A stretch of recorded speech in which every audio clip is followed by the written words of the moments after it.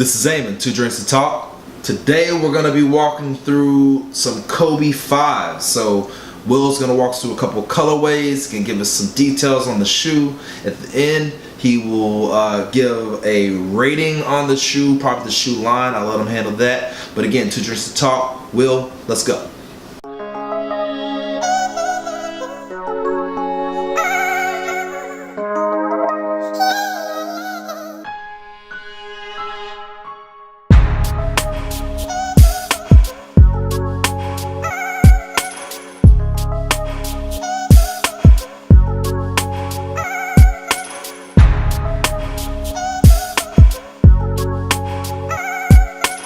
Here we go. We got 3 colorways laid out of the Kobe 5.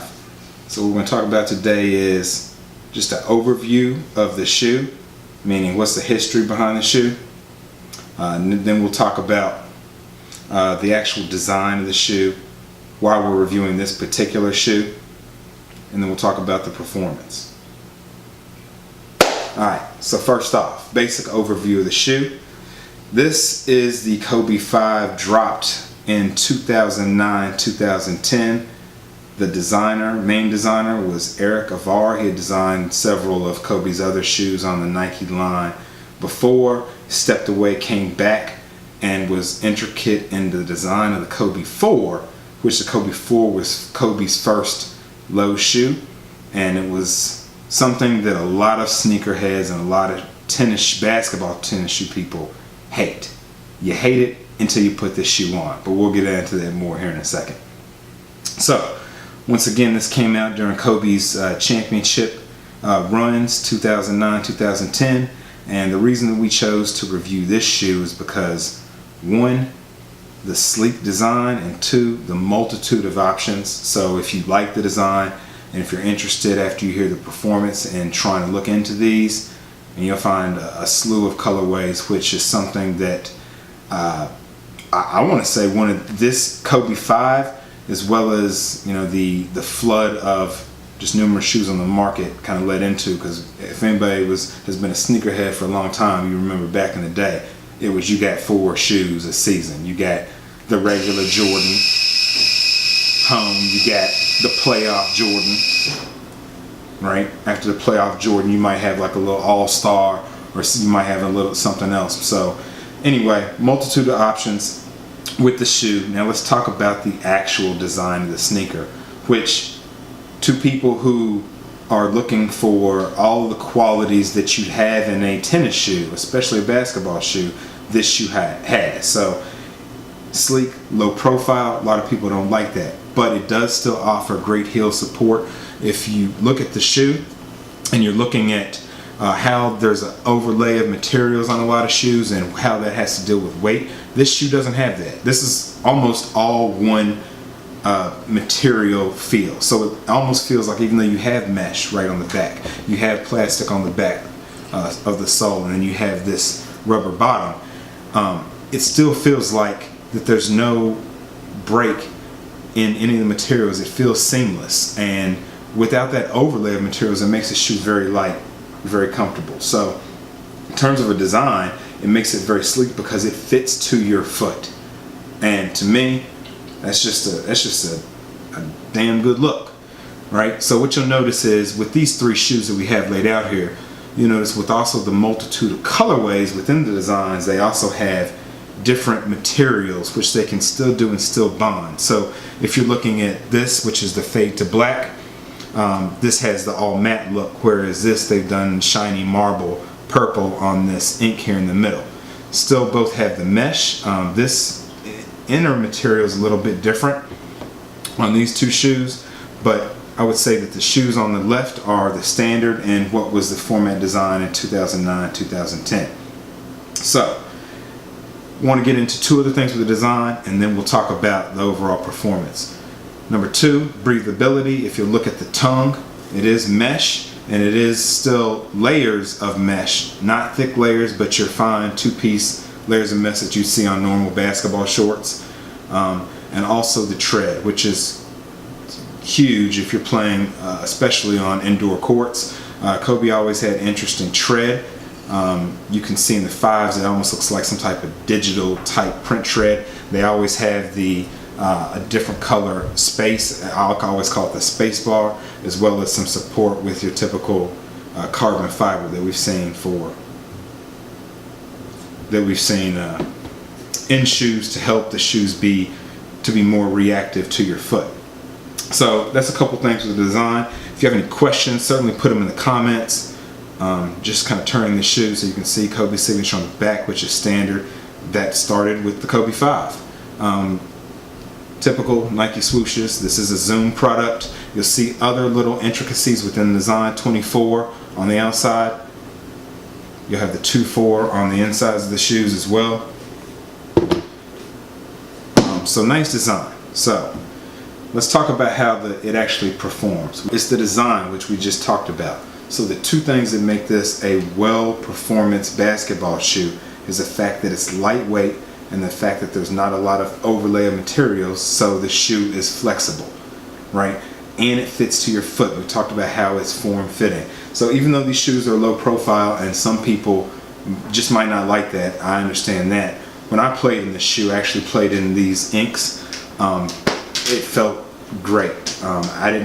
That's also, I was over the fear of, oh, I'm going to twist my ankle because it's a low profile shoe, right? So I think it allows for greater ankle flexibility. Fits to the foot, very lightweight, and I also think the shoes are very responsive for two reasons. One, because there's a lot of cushioning.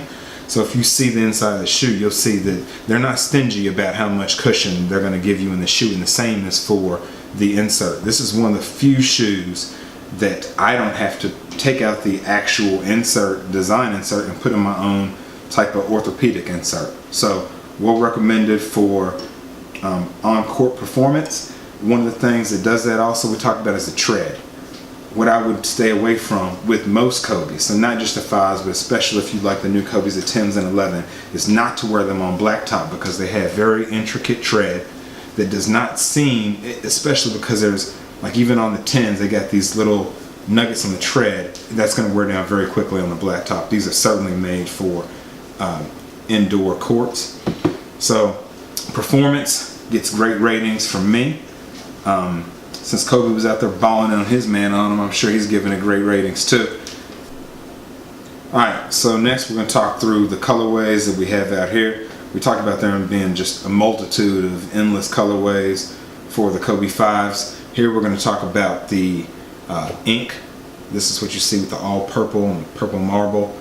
The Kobe 5 rings. So you see the different 5s all over them with the Concord blue. And then we have the Kobe 5 fade to blacks. Alright, so here we're reviewing the colorways. This is one of the first colorways that I got, which is just the Kobe ink. So you see purple on purple with that black trim, very sweet. These dropped in 2010. And those are the ones that I hoop in frequently now. These are the Kobe 5 rings. Great condition. These have been worn as well, which I notice on the bottom of any type of older shoe with the icy bottom is that even if you treat them perfectly, even if you don't wear them, you can have colors. It looks like a bleed and yellow around where there's coloring, but still great shoe, as you'll see embroidered with all of the 5s for Kobe's 5th championship. Very nice shoe. And now we'll move on to the fade to blacks. One thing I do want to point out before, because we did show this. So if you're looking for these, one thing to note, here's the actual box that the Kobe 5s came in. These are the ones for the 5 rings. This is how all of the Kobe 5s came. The box, just a standard Nike box back in 2009, 2010. Also what you'll notice is it is a Zoom product. Nike Zoom Kobe 5. Also, please note that original retail price. When people are trying to tell you that these started off being sold at $200, that is not true. These started being sold at $130. So, just wanted to let y'all know.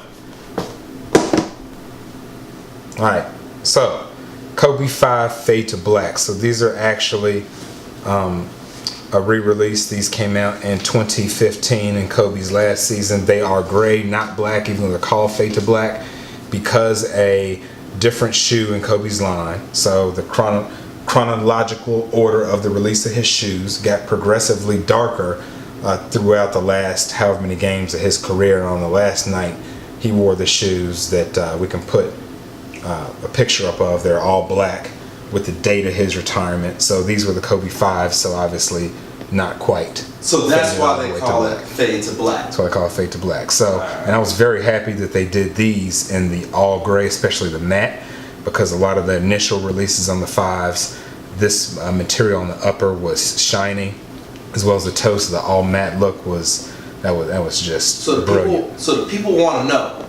People want to know if there's a black version of those, which I think I've seen, right?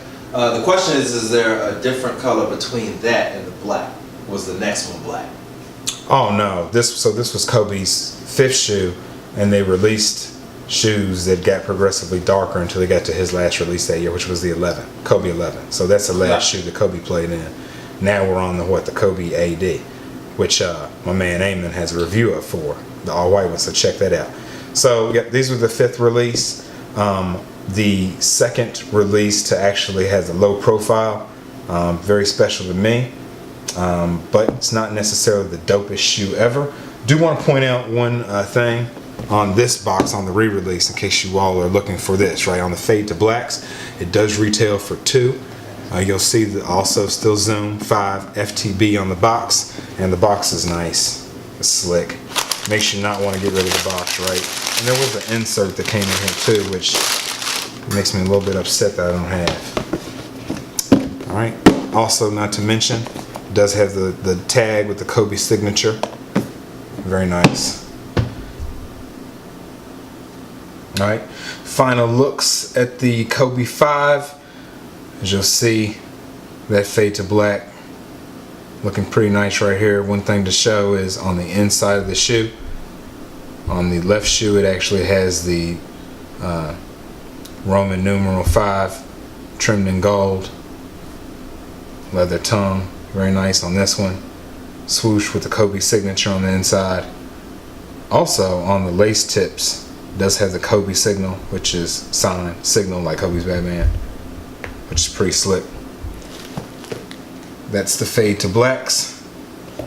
Your last look at the Kobe 5 rings with that Concord blue, looking great. We talked about most everything in this shoe as well. On the insides of these, it actually has MVP, which is pretty dope after the 5th championship. Getting that MVP. Nice. And then finally, showing the ink on these, it has the 2 on the left, the 4 on the right. Nice. It's getting all of them with the signature on the back. That's a couple of Kobe 5s. If you all like them, let me know. Alright, so this is the final piece in the review, and that's our overall, well, my overall ranking on the Kobe 5 line.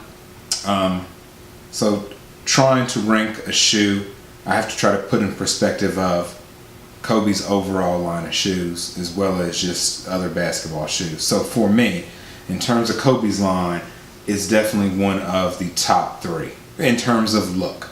So I feel like that the Kobe 5 silhouette design as well as the Kobe 10 and Kobe 11 are the best looking in the Kobe line.